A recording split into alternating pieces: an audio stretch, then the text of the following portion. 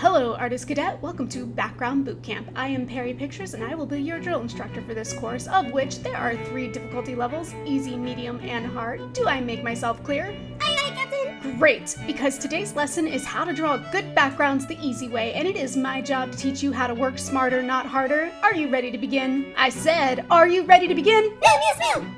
Then let's get started! The first thing we're going to go over is accent shapes for your background, and a great way to keep it looking dynamic is to let the character break out of the edges of the shape, like I have done here.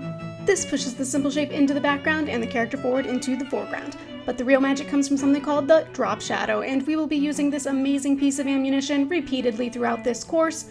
The beautiful thing about the drop shadow is that no matter where your subject is, whether on a blank canvas, solid fill, or simple gradient, adding a little drop shadow plants them firmly on the horizontal plane.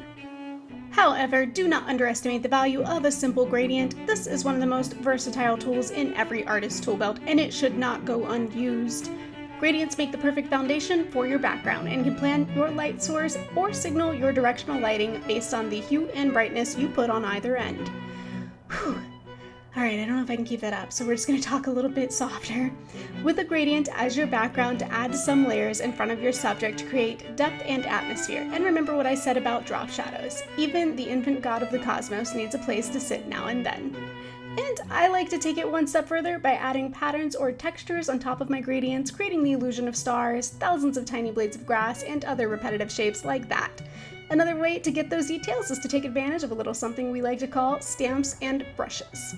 And the good news is, stamps and brushes are both a digital and traditional art thing. I am using some cloud stamps here in my digital art software, swirling it around with a custom brush to achieve this look on top of a very simple blue and gray gradient.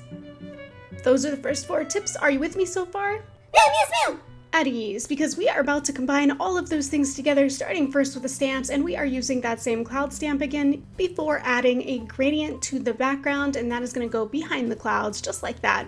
We have to add that very incredible ammunition, the drop shadow, and for a bit of depth and atmosphere, we are going to go ahead and layer in some more of those textured brushes. I hope you are ready for some new arsenal, because I'm about to introduce you to the 5th thing on our list that is going to help your characters feel connected to the background, and that is rim lighting. So make note of where the light source is coming from so that you can make an outline around your character on the side that the light is coming from. That is one of 2 easy ways to include your character in the background and make it seem like one cohesive scene, and I'm going to go ahead and teach you the other way next. Congratulations, Cadet! You have graduated part 1 of the easy mode, and now for part 2, the affixed prop method. Let's flash through a couple of examples, like this rusted pole in this fiery scene, and this rocky ledge under the sea, the knife lady between 2 trees, and the hostage frozen to the ice statue. This is easily my favorite cheat mode when it comes to drawing easy backgrounds, because you are taking a single object to imply the rest of the scene. Rather than drawing your characters floating in a void, you can tie them down to a physical location with one object, like I've done to this fairy here with a wine glass. And all I have to do is add 1 line, and now we have a surface.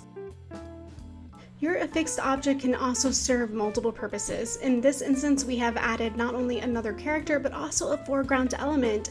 Using this as a fixed object in this scene has also created spatial awareness and given us a sense of the depth of the room. I added a little grunge texture to the background wall for aesthetic purposes and gave my main character a little drop shadow, which, as you probably know by now, shows interaction between the character and the background space. Then I drop in a gradient fill and nudge the edges into place before coloring the character off screen, since this is a background only tutorial, but you can visit my channel for tutorials on how to draw other subjects. I drop in another gradient and switch up the blend mode to change from a warm to a cool color hue for this scene.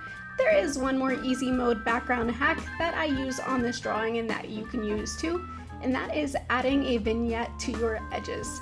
This puts the spotlight on the subject in the scene and draws attention away from the less detailed edges of the background space. One last thing, besides adding foreground elements, you can also add background elements to create a background. Ironic, isn't it? Drawing a skyline is a tried and true, easy way to create a background for your artwork, and there's a lot of flexibility with what kind of shapes your skyline can have. Add a little sky blue over the skyline, grass green beneath it, and we automatically assume SpongeBob is outside, running for his life. If you found this course helpful, please like and subscribe, and if you're ready to graduate to the next level cadet, check out my channel for background bootcamp, medium difficulty, and hard mode. I hope these easy background tips help you with your drawings, and I look forward to seeing you next time. Attention! Aye, aye, Captain. Dismissed!